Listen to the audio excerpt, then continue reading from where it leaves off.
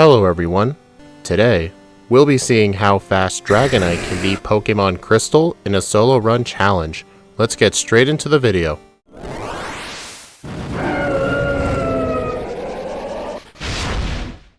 During the live stream earlier in the week, we played through Pokemon Crystal with Tyranitar, and that Pokemon definitely played really good. Although its stab special dark moves couldn't use its higher physical attack, and that held it back a little bit.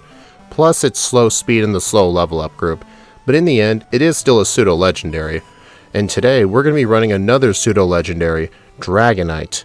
Before we can go over the run, we got to look at the stats first, because you're going to want to look at it. We have 91 HP, 134 attack, which fun fact, in Generation 1 was the highest attack stat, or at least tied for the highest. 95 defense, 100 in the special stats, and in Generation 2 it remained the same. And 80 base speed. So we are going to be faster than Tyranitar, so we shouldn't really have those same speed problems, but we are still going to be in the slow group. However though, unlike Tyranitar, which started with Bite, our starting moveset selection is not that great. Leer, Thunder Wave, Twister, and Wrap. Twister being 40 base power is a huge downgrade compared to the 60 power of Bite, and with Stab, Bite was 90 power, but Twister will only be 60. And just like Bite, Twister also does have a flinch chance, and we can't even use Leer to go with it. Man, Tyranitar and Dragonite are more alike than I thought. They both start with a weak stab move, and they have stat lowering moves that don't help it. And then at levels 22, we get our first level up move, Dragon Rage. Probably too late to be useful. And then we get Slam, Agility, Safeguard, Wing Attack at 55 when it normally evolves, Outrage at 61, and level 75 Hyper Beam. Agility is going to be our main way of defeating Red because we can combine Agility with Curse to allow us to outspeed his entire team and have all of our Curse setups in. And what kind of moves can we use with Curse? Well, just about anything. We get Dynamic Punch, Zap Cannon, Rock Smash, Hidden Power, which for this run is actually going to be Hidden Power Dark. Usually that means we're not using Hidden Power, but we're actually going to be using Hidden Power Dark for Morty. And then we also get Blizzard, Ice Beam, Rain Dance, Iron Tail, Dragon Breath, Thunder, Mud Slap, Ice Punch, Fire Punch, Thunder Punch, Steel Wing, Fury Cutter, Fly, Surf, Strength, and Waterfall. So yeah, I don't think I need to keep on saying this, but Dragonite is pretty dang good, but our early game is going to be a little bit slow. And as we go through the early game, I just want to mention with the huge number of Pokemon Crystal backports I've been doing throughout the year, and even a huge chunk of 2025, my skill with Pokemon Crystal has gone up so exponentially that I think even in this first playthrough I can get a top tier time. In this run right now though, I'm just going to fight the minimum trainers and head straight to Falkner.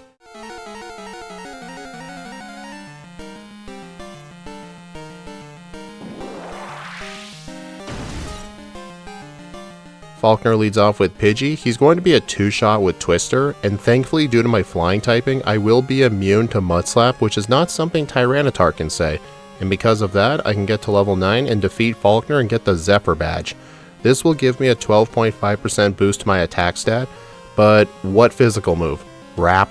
On my way to Bugsy, the only thing I go out of the way for is just to get the TM for Swift. Dragonite can learn Swift, and our physical attack is much better than our special attack, so I do want to be using this move, especially since considering Stab, it's effectively the same as Twister.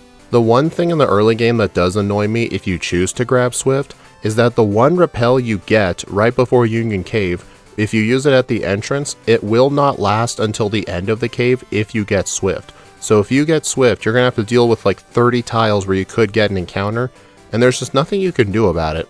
And with Swift on my moveset, the Rocket Well goes pretty easily, and then I can go ahead and take on Bugsy.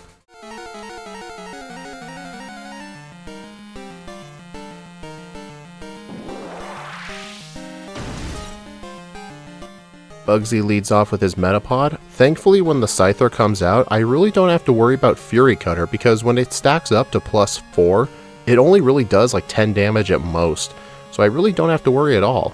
Although at the very last second, Bugsy just becomes annoying and decides to poison me with Kakuna, so I'm going to have to make a quick stop at the Poke Center before taking on the rival. And in all of my Pokemon Crystal runs, with the exception of the backports where I always face the Grass starter, I always face the fire starter in my runs because I always replace the grass ball.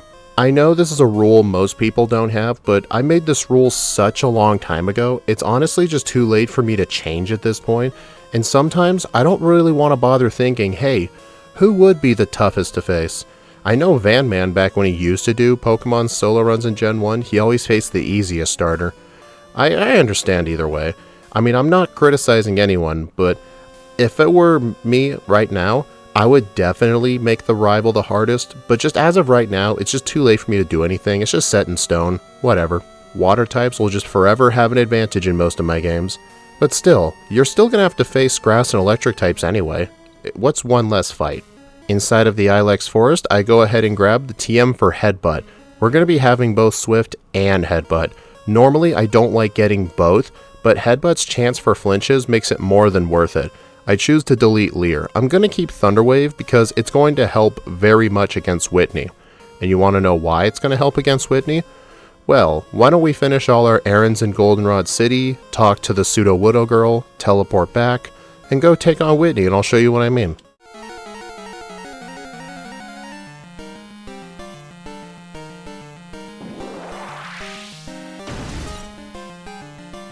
Whitney leads off with our Clefairy. It's going to be a 2-shot with Headbutt, and thankfully I get a flinch. Next up is the Miltank. I'm spamming Headbutt on it, and this is not the right call. By the time I realize this, I end up fainting from Rollout. What I'm supposed to do is use Thunder Wave on the Miltank, and that way, not only its speed will get cut, so I could theoretically get Headbutt flinches, but it could also break the combo of Rollout. Although, this fight does take a few tries because I'm getting relatively unlucky. It could either get paralyzed or I could flinch it. Like, come on. It takes me a grand total of 3 tries against Whitney just to beat her. Granted, one of those resets was my fault. The other 2 were definitely RNG based.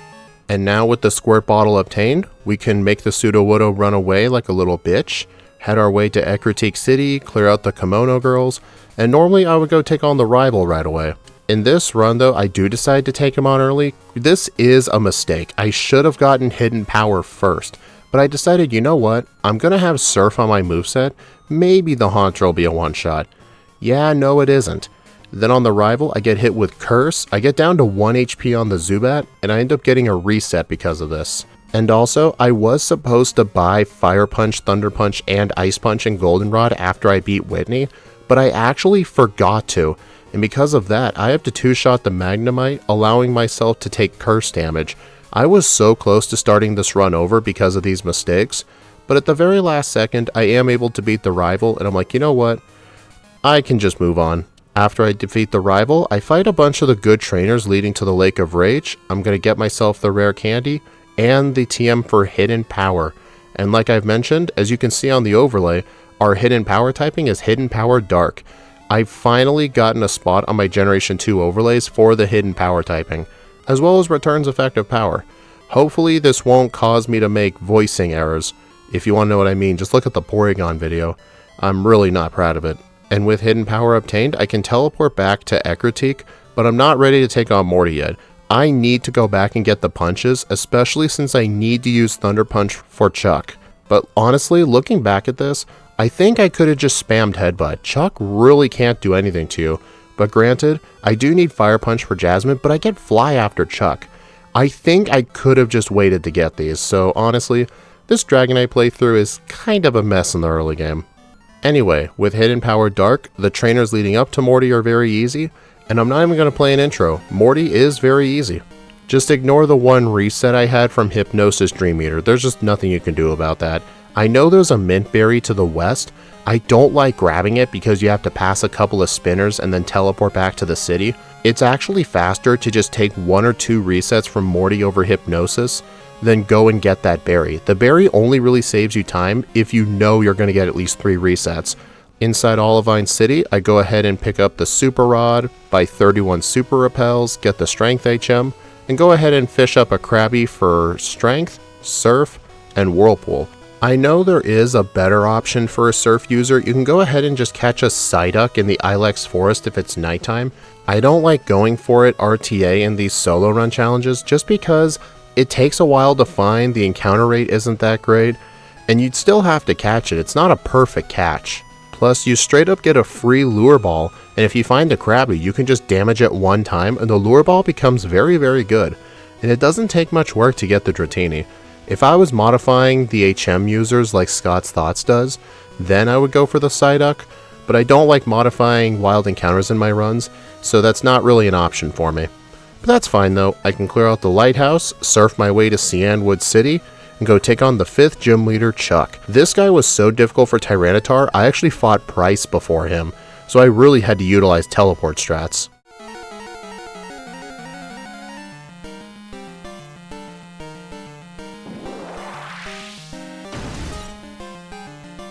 Chuck leads off with his Primeape. It's going to be a 2-shot with return. I got this when buying the punches. And then on the Poliwrath, I go ahead and just hit it with return, followed by 2 Thunder Punches. You know, I really should have just stuck to Headbutt here. That whole time I spent just flying back to get those TMs thinking I need them for Chuck. Yeah, no I don't. Because guess what? After I beat Chuck, I can get Fly. This would have been the moment I could have grabbed the punches. This would have saved me a lot of time if I knew this ahead of time. Blah blah blah, Team Rocket hideout in Mahogany, no one cares, this is so boring. Oh look, we're at Price. No need to play an intro for him today. I have Fire Punch for the Piloswine, and Thunder Punch for the Seal and the Dugong, or I could just go with Return. And honestly, Return may seem like the better choice because of our higher attack, but if you look on the overlay, we only have 80 base power in Return, while Thunder Punch, effectively speaking, is 150. Even with our higher attack, there's no way Return will do more damage. And carrying on this momentum, we can defeat Price, fly our way back to Olivine City, deliver the secret potion to Amphi the Ampharos, and just sweep Jasmine's entire team with Fire Punch. And with Jasmine defeated, we get that dreaded phone call. Apparently, we're the only ones who can take on an evil organization. I don't know why, but here we are. However though, having access to return Fire Punch for the Magnemites, Thunder Punch, and Surf, we're really not having to worry about coverage. Normally, during this section of the run, the hardest fight in my opinion tends to be the rival fight in the underground because of his type variety. I do not believe we can one-shot his Haunter, and it might get off Curse. Thankfully though, he leads off with Golbat, which likes to use Confuse Ray, but I hit myself so many freaking times, it ends up not being funny. And then when I get to the Haunter, Surf does not one-shot it, but it just goes for mean look anyway. And after this Haunter, I get the opportunity to learn Agility, and I teach this in the place of Fire Punch. I really don't need Fire Punch anymore, but I do wish I had Fire Punch for the Koga fight. What I should have done in this run was grab multiple copies of the punches after Chuck, so that way before Koga I could re-teach Fire Punch. But to be fair, it's not that big of a deal. And as soon as I defeat the executive up top and clear out the radio tower, I can actually go ahead and grab the pink bow from this lady. This will increase the power of return by 10%. And in fact, you may think it helps for Claire, but looking at damage ranges ahead of time, you actually don't need it. You can just cleanly 2-shot it. However though, I'm going to mention a couple of things I did in Blackthorn before I talk about Claire. The first thing I do is I'll actually go to the move deleter and delete Surf off of my moveset and teach Ice Punch in the new empty spot. You may think Ice Punch will work well against the Dragonair, and it will. Check out the fight.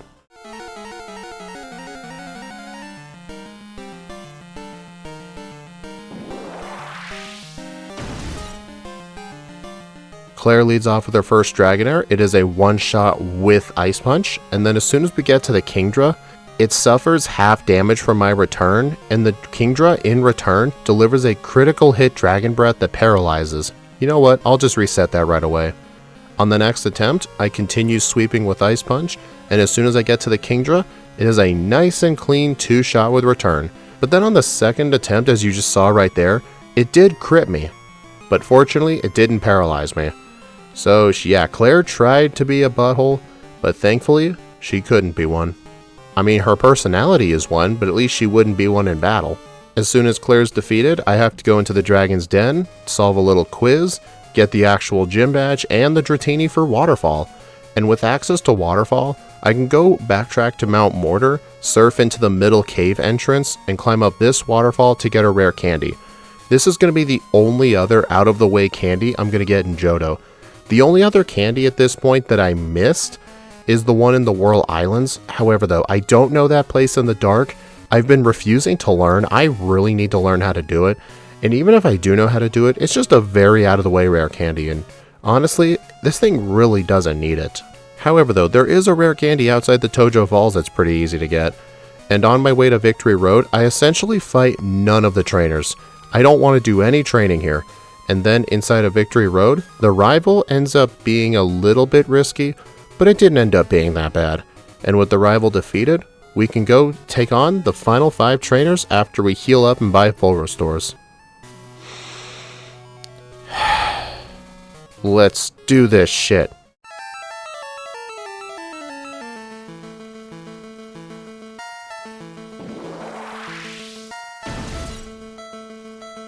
The first member of the Elite Four is Will, the user of Psychic types. He leads off with Jotho. Return is not a one-shot on it. I really should have equipped a pink bow, but honestly, seeing how much that thing lived at, I don't think it would have mattered. But luckily for me, it did not go for Confuse Ray right away, and the Slowbro does survive 2 returns. Okay, that would have been mattered with the pink bow. Then on the second Jotho, I was fortunate enough as well that it didn't go for Confuse Ray again, it just went for Psychic. And then on the Exeggutor, I have Ice Punch to take it out in 2 hits, and Psychic surprisingly comes very close to killing me. This whole fight was pretty sketchy, but in the end, we made it through. Next up is the Poison type Elite Four member, Koga.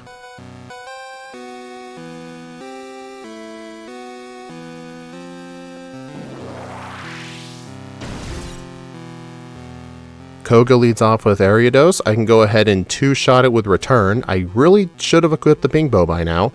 Then on the Fortress, without access to Fire Punch or Surf, I'm going to have to hit it for resisted damage with Ice Punch. I'm sort of just hoping for a freeze or something, but at the very last second, it actually hits me with Explosion, getting me down to 13 hit points, and that allows his Muck to knock me out with Sludge Bomb.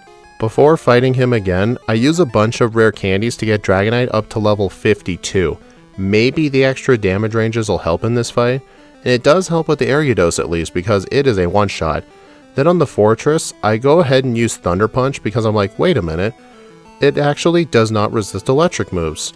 And as soon as I realized that, it's actually a clean 2-shot, so I think in the end, the rare candies did end up mattering, and they might matter for the rest of the league as well. Next up is the Fighting type Elite Four member, Bruno.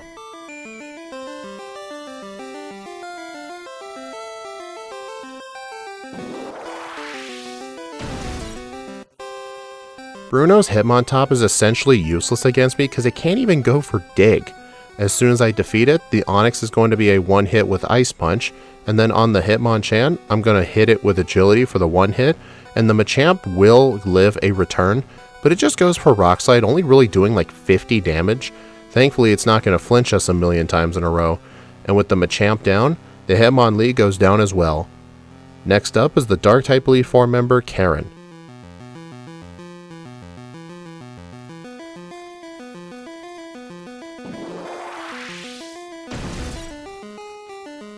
Karen leads off with Umbreon. I'm at full HP here, so she does have a very high chance of going for Sand Attack, but fortunately for me, it failed. And then next up is the Gengar. It's going to be a 2-shot, however though, it actually goes for Curse on me, so that's annoying. But thankfully you don't take Curse damage if you knock something out at the same time, and I end up one-shotting the rest of her team right afterwards. So yeah, that was a very lucky Karen. Normally, I use an HP up before the fight, because if I'm not at full HP, the chance of Umbreon using Sand Attack goes down drastically. Still likely, but the odds still go down. There's an HP up in Victory Road, but I forgot to get it today. Oh well though, at least we first tried Karen, and now we can take on the champion, Lance.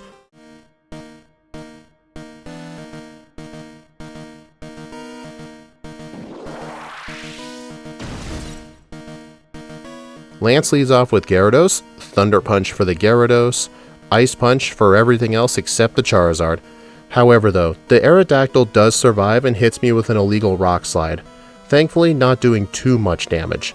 And then his next 3 Dragonites are all 1-hits with Ice Punch, just as expected. And then on the Charizard, I can go ahead and use Thunder Punch, but I end up misclicking and going for Return. I do have the Pink Bow at this point, and yeah, Pink Bow did not help with that range at all. But still, that was a very easy Lance section. The entire Jotho section, at least in the early game, was quite messy for me, but once I got to the later parts of the game, it ended up being very smooth. minus that whole reset at Koga. But now that we're in the Hall of Fame, this isn't the end. We still have to take on the 8 gym leaders in Kanto, as well as go take on Red. Normally I skip over the Kanto gym leaders and go straight to Blue, unless one of them provides a challenge. So I'm going to fade out now, and if none of the other Kanto leaders provide a challenge, we'll be seeing each other again at Blue. And just as expected, none of the 7 gym leaders provide a reset or blackout. The closest anyone came was Misty because her Lapras hit me with Blizzard, but it only did like half of my health. That's the closest I ever came to dying. But now, we're at level 60 taking on Blue.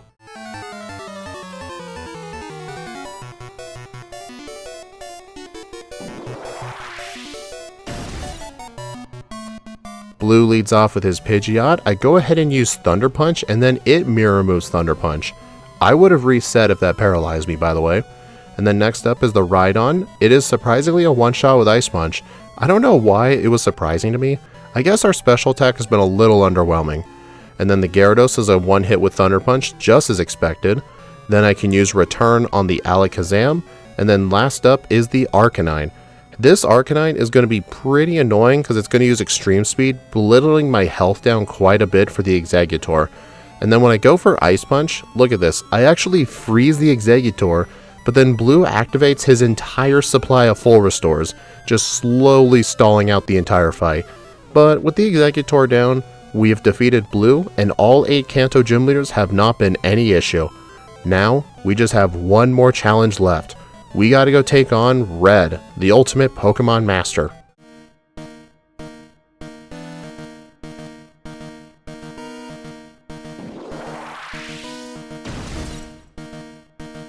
I have a moveset overhaul for this fight. We are running Return, Agility, Rest, and Curse. The main plan for this fight is to set up 6 curses and get +2 speed on the Pikachu. This is not as easy as you think, and this fight does take a few tries. The Pikachu could crit with Thunder, it could paralyze me. If I'm paralyzed, I could try to use Rest and the game's like, hey, sorry you're paralyzed, we're not going to allow you to go to sleep. On the winning attempt, the key to this fight is you actually want to use 3 agilities first before you use your curses. So that way, as you set up Curse, you can still outspeed his Pikachu, just in case you need to use Rest at the last minute. And once I get to +6 attack, +6 defense, and +2 speed, we can one-shot his entire team with Return, and we can clock in. With a real time of 1 hour, 15 minutes, and 28 seconds, with 11 resets, 0 blackouts at level 64, with a game time upon defeating Red of 4 hours and 34 minutes. I actually copied this route mainly from Scott's Thoughts Tyranitar vs Dragonite Round 2 video all the way back from November of 2024. Most of the Dragonite strats were from him. The only strat that I changed from his run was using Surf for Price, because originally he was using Fire Punch on Price and he had to use rare candies before the fight to allow him to do that. In the end though, I decided Surf was the better one. He did mention Surf was the better strat, but I'm the one who fully executed it.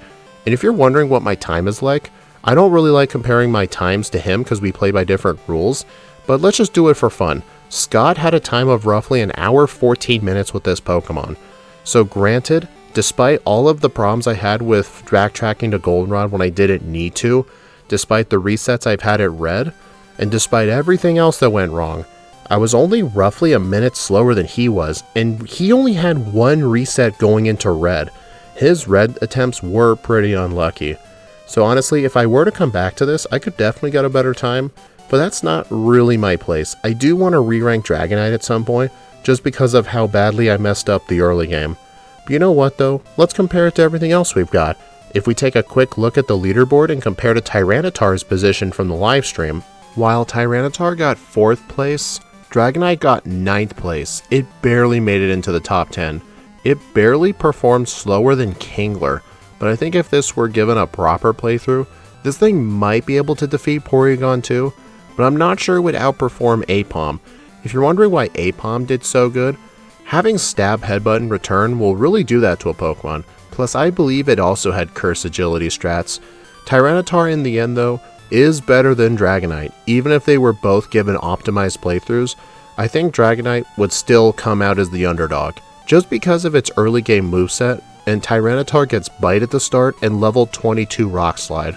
Although for Tyranitar, the worst part of its early game was definitely Bugsy, but once it got past Bugsy, things went a lot better. But anyway, I hope y'all enjoyed this video. I had to make this last minute because as you're watching this, my vacation just ended. I'm recording this voiceover on Thursday at 10:39 a.m. and I need to get this ready for an 8 a.m. release for me. So yeah, I need to get to work. But anyway, hope y'all enjoyed. Please like, comment, and subscribe if you want to see more. And be sure to follow me on my socials or support the channel through YouTube memberships. YouTube members get access to the patch files for all the backboard Pokemon we do on stream. Anyway, today is Pokemon Day. I forgot to say it at the start, but happy Pokemon Day. I haven't watched the Direct yet, obviously because I'm recording this on Thursday, but I will watch it tomorrow, and can't wait for it. Wonder what they'll announce. You know what? I'm going to give my own predictions here, and you all in the comments can let me know how well these aged. I think the major things they're going to announce is obviously there's Pokemon Champions. They may announce Generation 10, but here's some of my sleeper picks. I think they're going to announce Ruby, Sapphire, and Emerald since they just put out Fire Red and Leaf Green. And if Fire Red and Leaf Green are going to be the only ones on the Switch, that whole post-game quest with the Ruby and the Sapphire is just straight up pointless. So I do think they're going to reveal plans to add those games. I think Coliseum and XD will have announcement dates for being ported to NSO. And let's see, I'm going to have some really sleeper picks. I think there's going to be a new Mystery Dungeon, or Pokemon Conquest gets a remaster. I don't think any of those will happen, but you never know, we'll see how well this ages. Anyway, for next week, we're doing Pokemon Omega Ruby. We're going to be playing through the game with Gardevoir and Gallade. These two Pokemon are very incredible species, and I'm sure they're going to perform incredibly good. Anyway, I'll see you all in the next video.